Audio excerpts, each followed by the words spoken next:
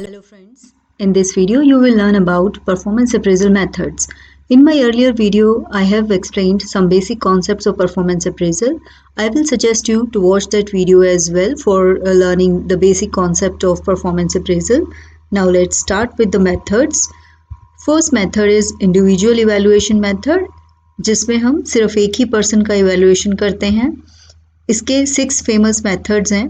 सबसे पहले मैं आपको सजेस्ट करूंगी कि आप इन्हें ग्रुप्स में लर्न कर सकते हैं, जैसे confidential report, critical incident, essay evaluation, then checklist method, force choice, graphic rating scales. इसके अलावा इन मेथड्स को ट्रेडिशनल और मॉडर्न मेथड्स में भी डिवाइड कर सकते हैं. ये जो 6 मेथड्स हैं ये ट्रेडिशनल मेथड हैं, बहुत लंबे टाइम से हम यूज़ कर रहे हैं. 2 मॉडर्न मेथड्स भी हैं. I have underlined these methods, behaviourally anchored rating scales and MBO, management by objective. Second जो मेथड्स हैं, these are multiple person evaluation. इसमें हम एक पर्सन का दूसरे पर्सन से कंपैरिजन करते हुए इवैल्यूएशन करते हैं. ये ग्रुप अप्रेजल मेथड है. इसमें 3 फेमस मेथड हैं, ranking, paired comparison and force distribution, और ये सभी ट्रेडिशनल मेथड्स हैं. फिर कुछ और भी मेथड्स हैं, जैसे ग्रुप अप्रेजल, फील्ड रिव्यू, ये ट्रेडिशनल मेथड्स हैं. और उसके अलावा 3 मेथड हैं जो मॉडर्न मेथड्स हैं, HRA assessment centres and 360 degree feedback. इन मेथड्स को result based, action based, behaviour based appraisal में भी हम डिवाइड कर सकते हैं. एक में जिसमें हम देखते हैं कि व्यक्ति ने जो कार्य किया है उसका रिजल्ट कैसा रहा है, एक कार्य को कैसे किस तरह से पूरा किया है, और कार्य करते समय उसका व्यवहार कैसा रहा है. तो इन तीनों के आधार पर भी हम मेथड्स को देख सकते हैं. So let's start. First method is individual evaluation method. इसमें एक पर्सन को एक समय पर इवैल्यूएट किया जाता है, दूसरों से कंपैरिजन करके नहीं, उसको उसी की परफॉर्मेंस के आधार पर हम देखेंगे. इसमें सबसे फेमस मेथड है गोपनीय प्रतिवेदन, कॉन्फिडेंशियल रिपोर्ट्स. इसमें एक डिस्क्रिप्टिव रिपोर्ट बनाई जाती है जिसमें उस पर्सन के बारे में, उसकी स्ट्रेंथ क्या रही है, वीकनेस, उसने एक पूरे वर्ष किस प्रकार से कार्य किया है, उसका लेखा जोखा उसके इमीडिएट सुपीरियर के द्वारा रखा जाता है. यह गवर्नमेंट ऑर्गेनाइजेशन में सबसे ज़्यादा यूज़ होने वाला मेथड है. कॉन्फिडेंशियल रिपोर्ट एनुअली तैयार की जाती है, एनुअल कॉन्फिडेंशियल रिपोर्ट इसे कहा जाता है. तो ये एक बहुत इंपॉर्टेंट मेथड है. फॉर एग्जांपल मिस्टर राम का अगर इवैल्यूएशन करना है तो मिस्टर राम ने पूरे साल क्या काम किया है, उनकी स्ट्रेंथ और वीकनेस कैसी रही हैं, वो अपना सेल्फ अप्रेजल एक फॉर्म भरेंगे और उस फॉर्म को चेक किया जाएगा उनके सीनियर्स के द्वारा कि वो ठीक है या नहीं है. इसमें एक प्रॉब्लम है कि कर्मचारियों को फीडबैक नहीं दिया जाता. जो सीनियर होते हैं वो बाद में नहीं बताते कि उनको क्या उनका काम कैसा रहा है, बहुत अच्छा या नहीं, कम अच्छा, लेकिन धीरे धीरे इसे भी दूर किया जा रहा है. तो ये बहुत ही पुराना और अच्छा मेथड है. Next method is critical incident method. इसमें रेटर्स कौन होता है, मैंने आपको बताया था कि जो इवैल्यूएटर होता है, सुपीरियर है सपोज, वो कर्मचारी का इवैल्यूएशन कर रहा है अपने जूनियर का, तो वो एक लिस्ट ऑफ स्टेटमेंट्स लेगा जिसमें जो एम्प्लॉई है या जो रेटी है उसका बिहेवियर कैसा रहा है, इफेक्टिव या इनइफेक्टिव, उसके बेसिस पर वो उसे लिखेगा. क्रिटिकल इंसिडेंट, महत्वपूर्ण घटनाओं को इसमें देखा जाएगा. महत्वपूर्ण घटनाएं जैसे उसने अपने सुपीरियर से किस प्रकार का व्यवहार किया, किसी ग्राहक की कोई शिकायत आई थी उसको किस तरह से उसने पूरा किया, उसने जो माल था उसको क्वालिटी पूरा किया या नहीं किया, समय पर पूरा किया या नहीं किया, ये सारी चीज़ें उसमें क्रिटिकल इंसिडेंट में ध्यान रखी जाएंगी. अब मैनेजर एक लॉग बुक बनाएगा हर एक एम्प्लॉय की और उसमें उसका रिकॉर्ड रखेगा. जैसे मिस्टर राम के नाम की लॉग बुक बन जाएगी और उसमें टाइम टू टाइम पूरे साल उसमें घटनाएं लिखी जाएंगी कि मिस्टर राम ने इस समय इस तरह का व्यवहार किया. तो ये एक ऑब्जेक्टिव टेक्निक है, इसमें पीरियोडिक आधार लिया जाता है और ये बहुत ही इफ़ेक्टिव टेक्निक है क्योंकि इसमें बायसनेस नहीं होती. इसमें पूरा साल महत्वपूर्ण घटनाएं लिख दी जाती हैं और उसके आधार पर मूल्यांकन होता है. एक समस्या ये है कि ज़्यादातर जो नेगेटिव घटनाएं होती हैं सुपीरियर उनका रिकॉर्ड ज़्यादा रखते हैं, लेकिन फिर भी ये बहुत ही महत्वपूर्ण विधि है.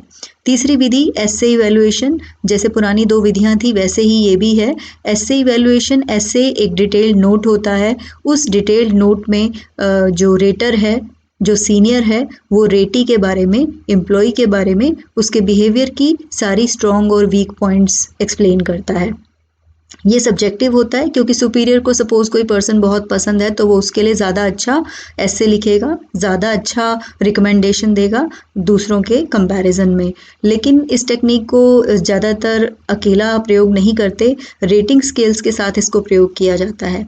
तो ये जो फर्स्ट 3 मेथड्स हैं, कॉन्फिडेंशियल रिपोर्ट, क्रिटिकल इंसिडेंट्स और ऐसे इवैल्यूएशन, आप इन तीनों को एक साथ लर्न कर सकते हैं। उसके बाद 2 मेथड हैं, एक मेथड है चेकलिस्ट मेथड। एक फॉर्म बनाया जाता है यस और नो वाला, उस फॉर्म के अंदर कर्मचारी का बिहेवियर जो रेटर होता है वो यस या नो में वो फॉर्म फिल करता है। अगर उसे किसी कर्मचारी का बिहेवियर अच्छा लगता है तो वो उसे यस करेगा, अदरवाइज उसे लगता है कि कोई कमी थी वो नो करेगा। तो इस तरह से स्टेटमेंट्स को इवैल्यूएट करके स्कोर दिए जाते हैं और उन स्कोर के बेसिस पर इवैल्यूएशन होता है। इसमें ये एक्सपेंसिव मेथड है क्योंकि फॉर्म को पहले एक्सपर्ट से तैयार करवाया जाता है, उसके बाद जो रेटर्स होते हैं वो उस फॉर्म को फिल करते हैं। तो ये डिस्क्रिप्टिव फॉर्म के आधार पर होने वाली एक मूल्यांकन विधि है। Next method force choice method है।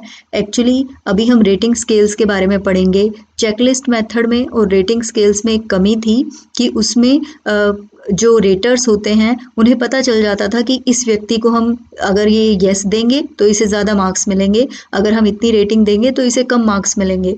तो इस तरह से वहाँ पे एक सब्जेक्टिविटी आ जाती थी। लेकिन इसको दूर करने के लिए एक फोर्स चॉइस मेथड अपनाया गया। इसमें जो फॉर्म बनवाया जाता है वो इस तरह का फॉर्म होता है जिसमें स्टेटमेंट्स डबल होती हैं, पता नहीं चलता कि पॉजिटिव नेगेटिव का मिक्स होता है। उसमें ये नहीं पता चलता कि आप किसको कितना हाई रैंक दे रहे हैं, किसको कम दे रहे हैं।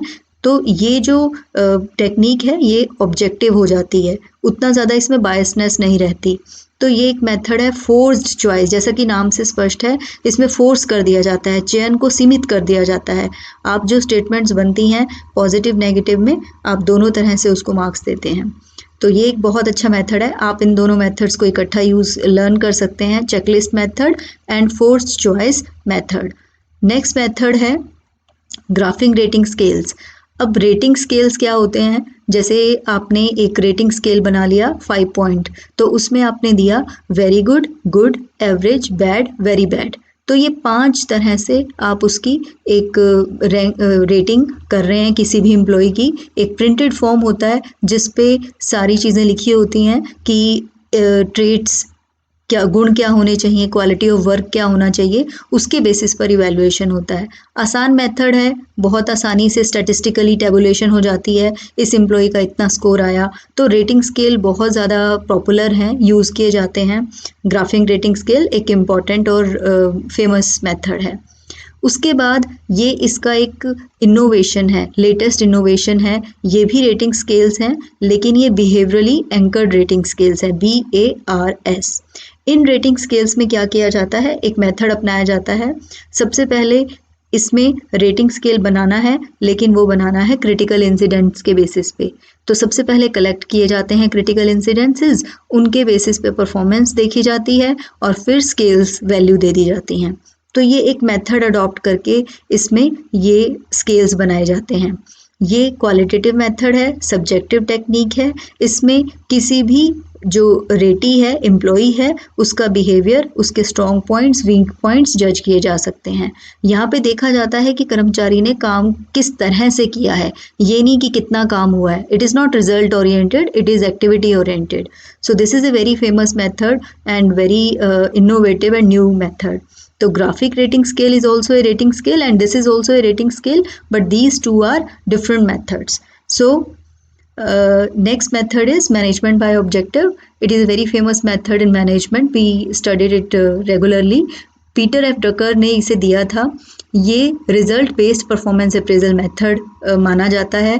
इसमें जो भी कर्मचारी हैं उन्हें गोल दे दिए जाते हैं, गोल सेट कर दिए जाते हैं, जो परफॉर्मेंस स्टैंडर्ड्स होते हैं उन्हें कहा जाता है कि आपको इन गोल्स को अचीव करना है और फिर देखा जाता है गोल्स अचीव हुए हैं या नहीं हुए हैं। अगर गोल्स अचीव हो गए हैं तो परफॉर्मेंस अच्छी है, अगर गोल्स अचीव नहीं कर पाए तो परफॉर्मेंस अच्छी नहीं है। अब गोल्स कैसे होने चाहिए, they should be smart, specific, measurable, attainable, relevant and timely. तो इसमें गोल सेट कर दिए जाते हैं, स्मार्ट गोल सेट कर दिए जाते हैं और फिर परफॉर्मेंस को रिव्यू किया जाता है पीरियोडिकली या एनुअली। तो this is a very famous method. यहाँ तक थे हमारे सिंगल पर्सन इवैल्यूएशन मेथड्स। अब है मल्टीपल पर्सन इवैल्यूएशन मेथड। अब यहाँ पे एक एम्प्लॉय को दूसरे के कंपैरिजन में जज किया जाएगा। मान लीजिए आप मिस्टर राम का इवैल्यूएशन करना है तो देखा जाएगा कि मिस्टर श्याम के कंपैरिजन में उन्होंने कैसा काम किया है। अगर मिस्टर श्याम ने 100 यूनिट्स बनाई हैं और आपने 80 बनाई हैं तो आपको कहीं ना कहीं कम माना जाएगा, क्योंकि आपने मिस्टर श्याम के कंपैरिजन में कम काम किया है। तो it is a comparison based method. अब यहाँ पे सबसे पहला मेथड है ranking method, simplest and oldest method. आपके पास 10 पर्सन्स हैं, एक को आपने एक्सीलेंट माना, दूसरे को आपने वीकेस्ट माना और उसके बीच में आपने सभी को रैंक दी। तो इसमें रैंकिंग की जाती है एम्प्लॉयज़ की अगेंस्ट अनदर एम्प्लॉय। तो ये एक बहुत ही फेमस मेथड है। Second method is paired comparison method. अब इसमें भी रैंकिंग देनी है, लेकिन वो रैंकिंग हर एक वर्कर के हर एक ट्रेड की दूसरे एम्प्लॉय के साथ रैंकिंग होगी। तो एक ग्रुप देखा जाएगा और उस ग्रुप के अंदर आप रैंकिंग करेंगे हर एक वर्कर की दूसरे के साथ। अब रैंकिंग मेथड में एक प्रॉब्लम ये आती है कि जहाँ पे कम एम्प्लॉयज़ हैं वहाँ तो इट इज़ सूटेबल, लेकिन जहाँ ज़्यादा मेंबर्स हो जाते हैं, ज़्यादा एम्प्लॉयज़ हो जाते हैं, वहाँ पे रैंकिंग मेथड सूटेबल या सिंपल नहीं रहती, कॉम्प्लिकेटेड हो जाती है और इतना कन्वीनियंट भी नहीं रहता इस मेथड को अडॉप्ट करना। नेक्स्ट मेथड जो है वो है हमारा फोर्स डिस्ट्रीब्यूशन मेथड। बहुत सारे पब्लिक सेक्टर अंडरटेकिंग्स में, पीएसयूज़ में, गवर्नमेंट सेक्टर में इस मेथड को यूज़ किया जाता है। Why? Because it is less subjective. Less subjective means यहाँ पे बायसनेस कम होती है। इस मेथड के अंदर क्या किया जाता है, इस मेथड में मान लीजिए 100 पर्सन है तो पहले से डिसाइड कर दिया जाएगा कि सिर्फ 10% एक्सीलेंट होंगे, 20% अबव एवरेज होंगे, 40% एवरेज होंगे। इस तरह से हम पहले से डिसाइड कर देते हैं। एक्चुअली क्या होता है कि सपोज़ कोई मैनेजर बहुत पॉजिटिव है तो वो सभी को एक्सीलेंट दे देगा, लेकिन हम नहीं चाहते कि ऐसा हो, तो एक 5 पॉइंट स्केल बना दिया जाता है, पहले से डिस्ट्रीब्यूशन दे दिया जाता है और उसी के आधार पे फिर बोनस और अदर बेनिफिट्स दिए जाते हैं। जो एक्सीलेंट में आएंगे 10% सुपीरियर, जो सबसे बेस्ट माने जाएंगे, उनको एक्स्ट्रा बोनस मिलेगा, एक्स्ट्रा एडवांटेज मिलेगा, उनको ज़्यादा प्रमोशन के ज़्यादा चांसेस होंगे। तो this is force distribution method and it is a widely used method. उसके अलावा भी कुछ मेथड्स हैं जैसे ग्रुप अप्रेजल मेथड्स। इसमें एक रेटर अप्रेज नहीं करेगा बल्कि बहुत सारे रेटर्स अप्रेज करेंगे। मान लीजिए कि एक एम्प्लॉय को अप्रेज करना है तो 2 या 3 व्यक्ति मिलकर उसकी अप्रेजल फॉर्म भरेंगे। फिर है फील्ड रिव्यू मेथड। ये इंटरव्यू बेस्ड मेथड है। इसमें क्या होता है कि एचआर एक्सपर्ट्स सीनियर्स का इंटरव्यू लेते हैं और जूनियर्स के बारे में उनसे जानकारी लेते हैं और उसके बेसिस पे जूनियर्स की परफॉर्मेंस देखी जाती है।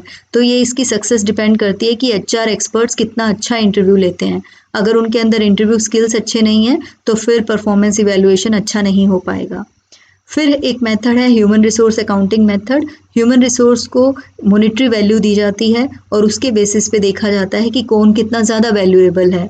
इसमें सारे जो संगठन होता है उसे इस तरह से तैयार किया जाता है कि जो एम्प्लॉयज़ की परफॉर्मेंस है वो ज़्यादा अच्छी हो, इम्प्रूव हो। उसके अलावा एक मेथड है असेसमेंट सेंटर मेथड। इसमें एक्सपर्ट्स होते हैं जो एम्प्लॉयज़ को असाइनमेंट्स देते हैं कि आप ये टास्क कंप्लीट कीजिए, आप ये रोल प्ले कीजिए, आप ये काम कीजिए। एम्प्लॉयज़ की जो असाइनमेंट का पूरा करने का तरीका होता है उसके बेसिस पर उनको रैंक दी जाती है। तो these are assessment centre method. उसके बाद है 360 डिग्री फीडबैक मेथड। अब यहाँ पे एक एम्प्लॉय को उसका सबॉर्डिनेट, उसका जूनियर भी असेस करेगा, उसके साथ वाले जो पीयर ग्रुप है वो भी असेस करेगा, उसके सीनियर्स भी असेस करेंगे और उसके कस्टमर्स भी असेस करेंगे। तो मान लीजिए अगर उसके सुपीरियर ने कहा कि वो अच्छा काम नहीं कर रहा, लेकिन ग्राहक कह रहे हैं कि वो अच्छा काम कर रहा है, तो वहाँ पे उसकी परफॉर्मेंस बायसनेस नहीं होगी, उसकी परफॉर्मेंस सभी के द्वारा जज की जाएगी और फिर जो स्कोर होगा वो उस एम्प्लॉय का स्कोर होगा। तो this is 360 degree feedback method, जिसमें उस एम्प्लॉय का होलिस्टिक इवैल्यूएशन होता है। तो these are some methods. I hope it is useful for you. Learning these method is useful for you, and these are some references. These are very good books related to performance appraisal methods. I recommend you to read these books, and happy learning. Best wishes to all of you.